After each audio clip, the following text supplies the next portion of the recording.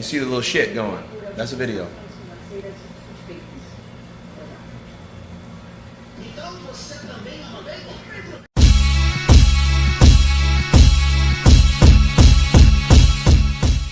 What's up, fight fans? This is Kurt DeVille with Counterpunch Boxing News, and I have some new news concerning Oleksandr Usyk.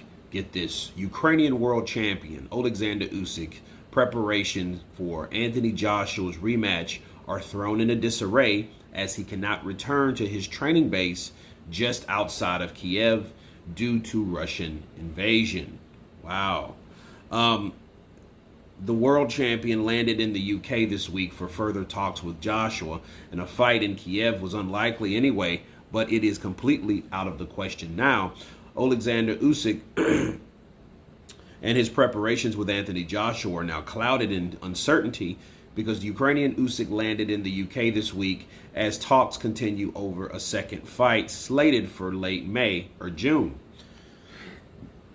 A source closest to Joshua's camp insisted all plans are set for the rematch, but the WBA, the WBO, and the IBF champion King Usyk plans to return to his training base in Kiev have been completely complicated by the invasion. His promoter Krusuk said that he now had no idea what Usyk will do ahead of the bout and suggested to Sportsmail that coming back to the Ukraine would be impossible. Two other heavyweight champions could soon join to defend their homeland. This month, Vladimir Klitschko enlisted into Ukraine's reserve army, while Brother Vitaly, the mayor of Kiev, vowed, "I don't have any other choice. I will be fighting too." Okay, together they also urged the world to help stop this senseless war, which is not going to help any winners but losers. Let me counterpunch.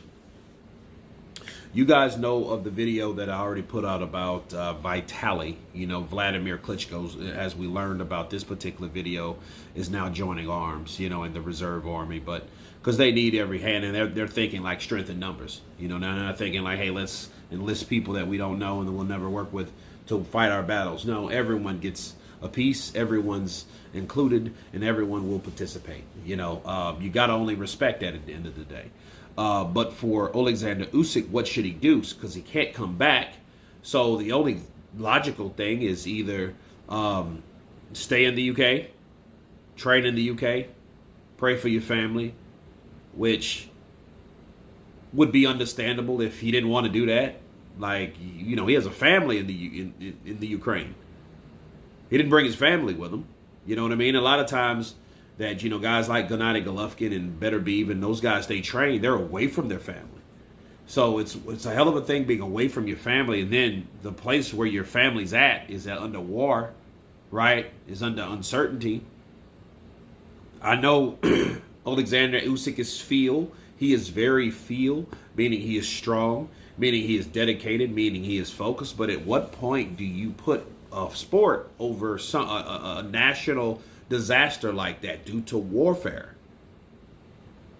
Okay, so that's the question you ask yourself, like, okay, should he even be focused on boxing right now? I mean, because they're at war. I would love to work on beating the guy that I beat already, right? But unfortunately, my country is under attack. So I think I don't have to be worried about that right now. So I can understand him wanting to get back.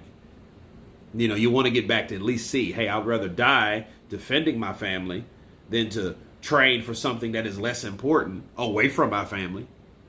You know what I mean? So, I can understand it definitely, and I wouldn't have any, and nobody else should. Okay, he's ducking Anthony because he don't want to fight him. Like, dude, and you will hear that shit from people that don't know what the fuck they're talking about.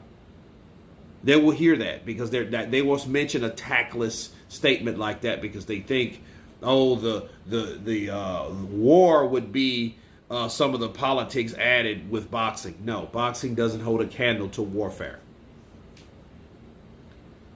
Right? It doesn't. It doesn't hold a candle to it, okay? That's life and death. Boxing is a brutal sport, but at the end of the day, you have a choice. War, you don't have a choice. If someone's trying to invade your country, you don't have a choice to fight them or not. Unless you will, you kind of do. But at the end of the day, why would you, right? Especially when someone's trying to take over where you're from. Take control of what you have and what you've worked for. That's not cool at all. That's terrible. So I hope Oleksandr Usyk, first of all, his family is well. If he does decide to relocate camps, which more than likely he's going to do, I wish him well with that. Okay, and if he does do that, and he does go still through it, and he does do successful, you have to keep that in mind. Okay, because a lot of times people, oh man, Anthony's about to beat him, he gonna use that as an excuse. No, dude, understand, people have to deal with certain things simultaneously. Okay, so when he's training, you have to keep in mind, wherever he's training at, that's going to be on his mind and in his heart. Dealing with this type of stuff over there. So you got to understand, when he's doing mitts and those type of things, in the back of his mind, he's going to be thinking, okay, is my wife going to call today? Am I going to hear from my kids today? These are special circumstances. But anyway, you guys tell me what you think of Oleksandr Usyk not being able to return home for training due to an invasion. Of course, please subscribe. And you guys been counterpunching. Peace.